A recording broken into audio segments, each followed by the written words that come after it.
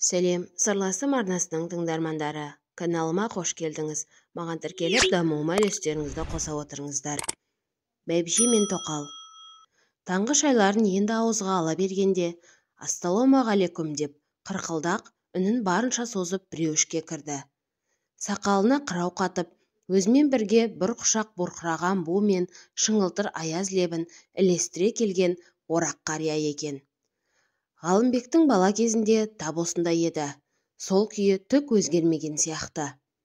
Әлі баяғысымен қарап тұр. Қунақ, ширақ қалпа, не деген сүйегі асыл жан. Бұларға бір ілік шатыс жақындығы бар адам екені есінде. Ғалымбек орнынан ұшып тұрып, қос қолын ұсынды. Ой, айналайын, Ғалымжан келген екен ғой. Ой, садаған кетейін, амансың ба? Қашан келдің? Кешеде біраз отырып кеткем. Кешке дейін қарайлап. Сені келіп қалама деп, қалай ат көлігің аман, жақсы жеттің бе? Мал жан аман ба? Балдарың қалай, өсіп жатыр ма? Деп салдырлап тоқтамастан амандық саулық сұрап жатқан қария дастархан басындағыларды қыран топан күлкіге қарқ қылды. Оу жездеке, әлі үйленбеген жігіттен балаларын сұрағаныңыз қалай? Қартаяйын дегенсіз бе? Деп қызғалдақ балдызы сөз ортасынан килікпесе, аман сәлемінің бітер түрі жоқ еді. Қайдан білейін, мұндай кезімде өзімнің бір емес екі әйелім болғасын, деп Орекең күмілжіп желкесін қасыды. Қазақ байыса қатын алады, өзбек байыса үй салады демей ме? Екі әйел алғаныңызға қарағанда, сірә, жас кезіңізде бай болғансыз ғой, деп Ғалымбектің үлкен жездесі Баукеден байқатпай ғана отырғандарға көзін қысып, әңгімеге тамызық тастады. Арқасын құс көпшікке сүйеп, малдас құра төрге жайғасқан Орекең, ойбу қарағым, ненің байлығы болсын, астыма мінген жалғыз атым мен 5-6 қой ешкімнен басқа маған өмірі басы артық дәулет біткен емес. Дәл армияға кетер алдымда әке-шешем қояр да қоймай қыз айттырып келін түсірген. Армия бітіп, енді елге қайтқалы тұрғанымда соғыс басталды. Келіншегім өзі хат танымай ма, әлде шала таныс адамға хат жазуды ыңғайсыз көре ме, маған өмірі хат жазбайтын.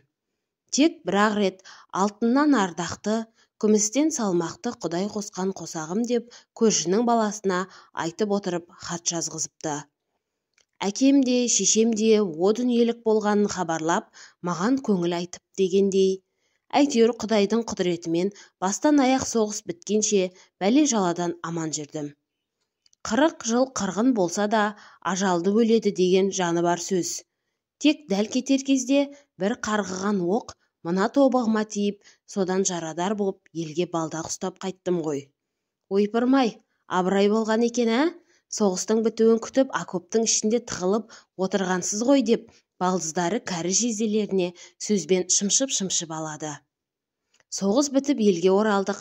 Майданда бірге болған жігіттер бірінен соң бірі алма-кезек қонаққа шақырып, ауыл-ауылды аралап, айда қырыстап жүруші едік. Бір күні әлгі сендердің жаман апаларыңды көріп, бір көргеннен ұнатып қалдым ғой. Ол кезде қазіргідей тісі жоқ, мылжа-мылжа кемпір емес, піскен алмадай уылжып тұрған кезі ғой. Иә, нағыз любовь с первого взгляда болды десеңші. Соғыс басталған бойда алғашқы бойынан қара қағаз алып, қаршадай ұлымен аудан орталығында тұрып жатыр екен. Содан екеуміз бас қосып түтін түтеттік. Бір күні ойымда ештеңе жоқ, елең алаңда далаға шықсам, біреу дәл есігіміздің алдына үстіне жүк артқан нарқоспақты шөгеріп жатыр екен. Сөйтсем, алғашқы әйелім екен. 3 жыл армия, 4 жыл соғыс, бас аяғы 7 жылдан бері көрмегесін тіпті түр-түсін ұмытып қалыппын. Ойпырмая, міне қызық. Сосын не болды? Ол жерде бірден рукопашный бой басталып кетті. Отырғандар жан-жақтан отқа май тамызып әлек. Оған сасатын орақ ақсақал ма? Аспай-саспай тамағын кенеп, шоқша сақалын сипап қойып, сөзін одан әрі жалғастыра берді. Үстімнен әлі әскери киімім түспеген кезеді ғой. Бәйбішем мені сырт киіміме қарап, бірден таныса керек. Әйтеуір жалғызды ұлдары, Мені бір көруге зар болып, арманда кеткен әке-шешемді айтып зарлы дауыспен сұңқылдап жоқтау салғаны. Үні сай сүйекті сырқыратады. Тап бір рет жақын танысымды көргендей көңілім босасын. Таңғы дауыстан оянған тоқалым есік алдына шығып, екеумізге басу айтып азар тоқтатты. Өзінің соғыстан аман келуіңді Алладан тілеп, қанша жыл шаңырағын өтін өшірмей, әке-шешеңнен қалған мал-мүлкіңе бас-көз болдым. Енді солардың сен үшін жиған боқ дүниясына өзің ие бол. Әу бастан жал құйрықсыз жалғыз едім. Осы жарық дүниеде сенен басқа жақыным да жоқ. Ата-енеміздің ақ батасымен қосылып ек. Өлсем, енді менің сүйегім сенің босағаңнан шығады, деп бәйбішем кесімді сөзін бірақ айтты. Обалын ешік, екі әйелім өмірі бір жүз шайысып ешай дескен жоқ. Апалы сіңілі жандардай сыйласты, бірі үйдің, бірі түздің шаруасына келісіп істеді. Бір шаңырақтың астында қаншама жыл тату-тәтті тұрды. Несін жасырайын, ертелі кеш боз жорғаға мініп ап, қайда той, қайда жиын деп елеңдеп тұратынмын. Шаруаға түк қырым жоқ еді. Маған кейде екеуі әзілмен тиісетін. Құдай-ау, сені отқа, суға түсірмей бағып қаққан ата-енемізге көп рахмет, деп беу дүние-ай. О заманның адамдары кеңпейіл ғой, несін айтасың? Соғыс кезінде ер азаматтардың қадірі өтіп әбден зарыққан байғұс әйелдер от пен оқтың ортасынан аралған жалғыз еркектің бар еркелігін көтермегенде қайтеді, деді Ғалымбектің апасы, қанша дегенмен замандасы ғой. Бәйбішемнің өмірі пұшпағы қанамаса да, Құдайға шүкір, сендердің жаман апаларыңның қойны құтты болды. Жылма-жыл шілдехана той істеп, мәре-сәре боп жатушы ек. Балалар кішкене қарақұлақтанғансын ақ үлкен шешелерінің қолынан түспейтін. Балалар өз шешелерінен гөрі соған жақын болды. Жарықтық кең адам еді ғой. Жер қозғалса қозғалмайтын. Сөйткен бәйбішем де келместің кемесімен кетті. Үні қамға шыққан Орекең бір сәт үнсіз отырып қалды. Мына балдызыңызға жаным ашып тоқал алайық, қолың ұзарсын деп айтып, басым бәлеге қалғаны бар. Әлі күнге сонымды бетіме басады деп, үлкен жездесі Бауеден ойнаған боп ойындағысын айтып салды. Сосын сол ойланбай айтқан артық кем сөзін жуып шайғысы келді ме? Шариғатта еркекке екі әйел түгілі төртеуін алуға да рұқсат еткен жоқ па? Деп қойып қалды. Тәп бір өмір бойы шариғат бойынша жүріп, мұсылманның 5 парызын түгел сақтап отырғандай сөйлесің ғой тіпті. Төртеуін бірдей жақсы көріп, бірдей қамқорлай аласаң, ала бер, деп күлді қызғалдақ.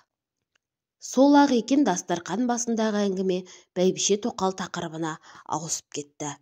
Біздің қазақта бір үйде 2 сиыры бардың айраны болады, 2 әйелі бардың ойраны болады деген мақалым барын білесің бе? Депутаттардың өзі қазақтың санын көбейту керек деп жатыр ғой. Әр әйел әрі кетсе 2-3-тен бала туар. Күндес қатындардан туған сол балалар да бір-бірімен бақталас болады. Бір-біріне жауығып, бір-бірін жек көріп өседі. Ой, айтпасақ та белгілі нәрсе ғой, онсыз да басы бірікпейтін алауыз араз қазақтың санын көбейтудің не қажеті бар? Иә, дұрыс айтасыз. Қолдан келсе сөз әйеліне 10 шақты баланы бірақ өзі туғызсын. Сол 10 баланы жақсылап тәрбиелесін, оқытсын. Көп балалы отбасында өскен балалар бауырмал болады. Бір-бірімен тату өседі. Еліміз мықты болу үшін ар қазақтың отбасы мықты болу керек. Мына заманда жұмыссыз жүрген еркек көп. Олар әйел бала шағасын асырау түгілі ауыртпалықтың бәрін жалғыз әйелдердің мойнына асып қойып отырған жоқ па? Өзге ұлттар өркениетке ұмтылып, жаңа технологияларды игеруде. Біздікілер орта ғасырлық деңгейге түсіп, кері кеткен сөздер айтып жүр. Қалтасы қалыңдар құтырып, екеу-үшеуден алып жатыр. Баласы болмай, ұрпақ жалғастыру үшін амалсыз екінші әйел алып жатса мейлі. Ғалымбек даулы әңгімеге қосылмай тек тыңдаушы болып қана отырды.